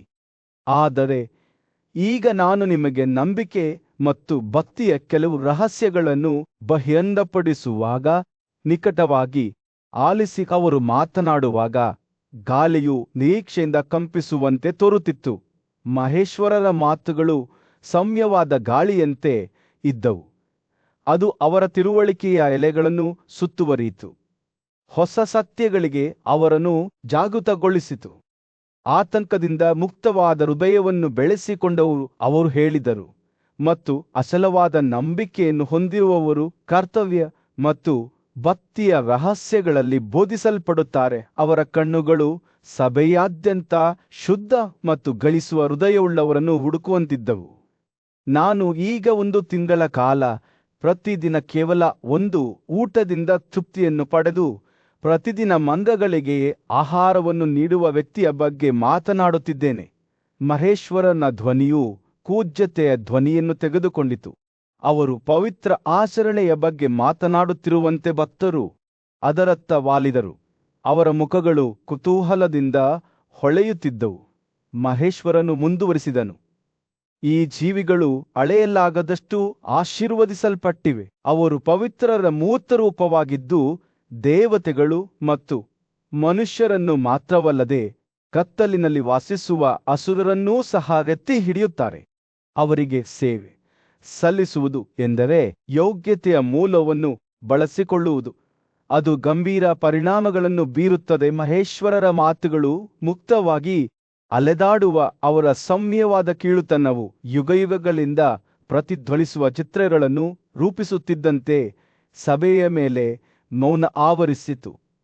ಹಳೆಯ ದಿನಗಳಲ್ಲಿ ಅವರ ಧ್ವನಿಯು ಒಂದು ಕಥೆಯನ್ನು ಹೆಳೆದು, ನಾನು ಈ ಉದಾತ್ತ ಜೀವಿಗಳ ಬಗ್ಗೆ ನನ್ನ ಅನುಮೋದನೆಯನ್ನು ಘೋಷಿಸಿದ್ದೇನೆ ಮತ್ತು ಪ್ರಾಚೀನ ಕಮಲದಿಂದ ಜನಿಸಿದ ಒಬ್ಬನು ಅವರ ಬಗ್ಗೆ ದಯೆ ತೋರಿಸುವಂತೆ ನನ್ನನ್ನು ಬೇಡಿಕೊಂಡಾಗ ನಾನು ಅವರ ಆಶಯವನ್ನು ಅಂಗೀಕರಿಸಿದೆ. ಮಹೇಶ್ವರನು ಮಾತನಾಡುತ್ತಿರುವಾಗ ಅವನ ಮನಸ್ಸಿನ ಕಣ್ಣಿನಲ್ಲಿ ಒಂದು ಆಕೃತಿ ಹೊರಹೊಮ್ಮಿತು.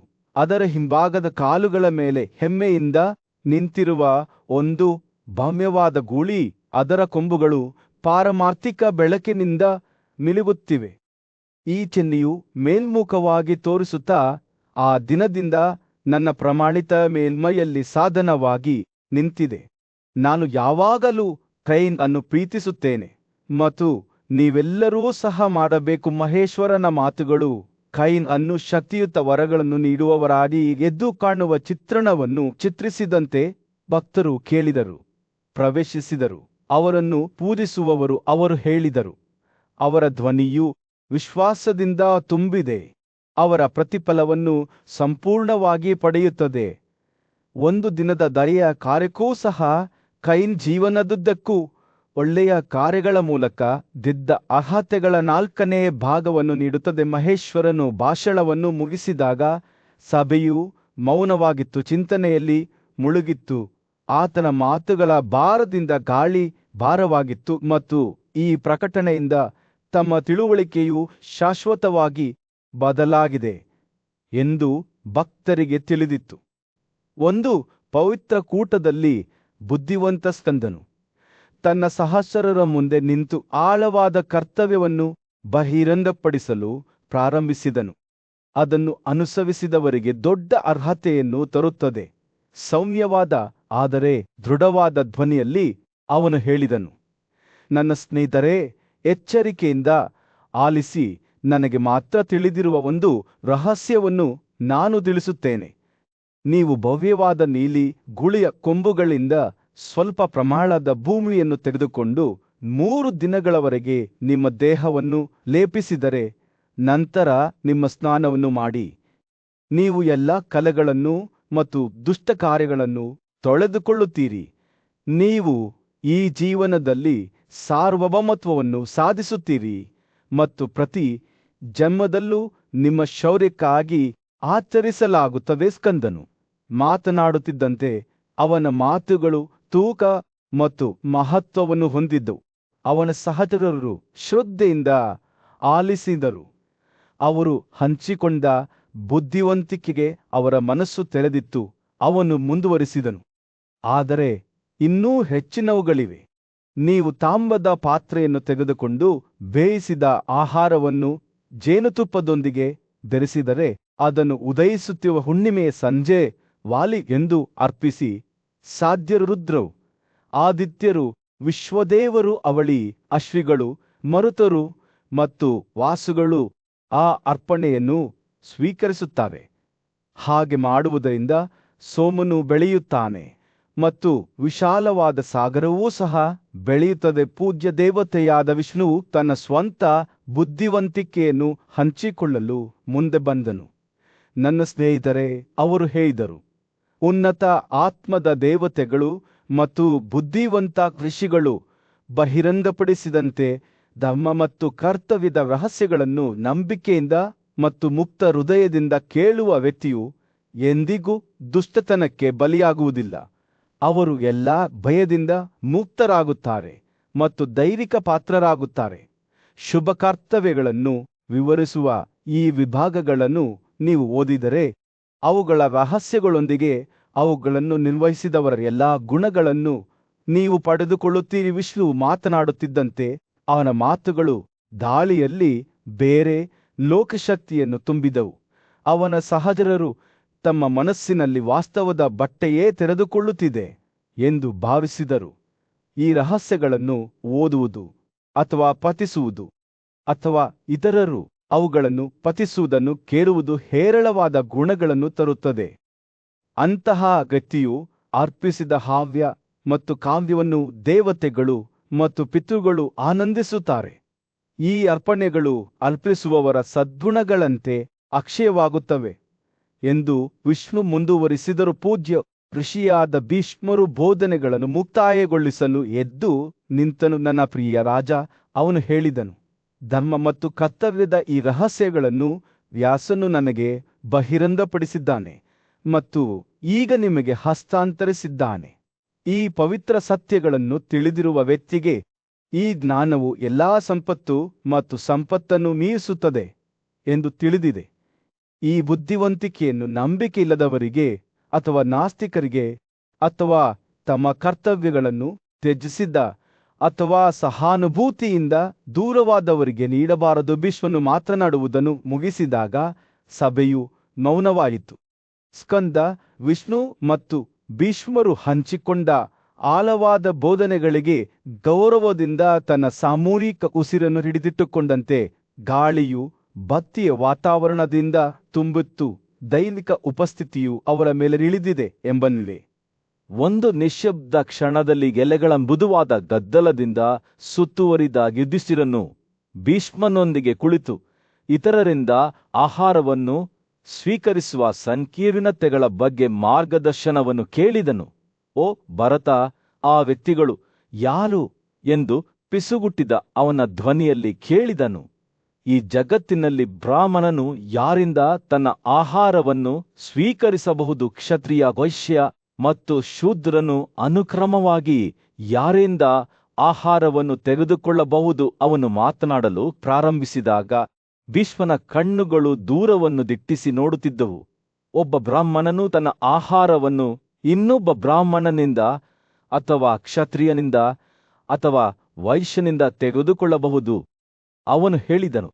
ಆದರೆ ಅವನು ಎಂದಿಗೂ ಶೂದ್ರನಿಂದ ಆಹಾರವನ್ನು ಸ್ವೀಕರಿಸಬಾರದು, ಏಕೆಂದರೆ ಬ್ರಾಹ್ಮಣನು ಜ್ಞಾನ ಮತ್ತು ಆಧ್ಯಾತ್ಮಿಕ ಬೆಳವಣಿಗೆಯ ಅನ್ವೇಷಣೆಯಲ್ಲಿ ತನ್ನನ್ನು ತಾನು ಸಮರ್ಪಿಸಿಕೊಳ್ಳದ ವ್ಯಕ್ತಿಯಿಂದ ಆಹಾರವನ್ನು ತೆಗೆದುಕೊಂಡಾಗ ಅವನು ಭೂಮಿಯ ಅಸಹ್ಯವನ್ನು ಸೇವಿಸಿದಂತೆ ಭಾಸವಾಗುತ್ತದೆ. ಭೀಷ್ಮನು ಮುಂದುವರಿಸಿದಂತೆ ಯುಧಿಷ್ಠಿರನ ಕಣ್ಣುಗಳು ತಿಳುವಳಿಕೆಯಲ್ಲಿ ವಿಸ್ತಾರವಾದವು.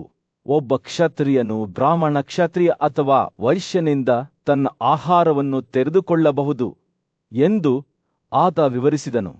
ಆದರೆ ದುಷ್ಟ ಮಾರ್ಗಗಳಿಗೆ ವ್ಯಸನಿಯಾಗಿರುವ ಮತ್ತು ಯಾವುದೇ ಸಂಶಯವಿಲ್ಲದೆ ಎಲ್ಲಾ ರೀತಿಯ ಆಹಾರವನ್ನು ಸೇವಿಸುವ ಶೂದ್ರರು ನೀಡುವ ಆಹಾರವನ್ನು ಅವನು ತ್ಯಜಿಸಬೇಕು. ಭೀಷ್ಮನ ಮಾತುಗಳು ಅನುಭವದ ಭಾರವನ್ನು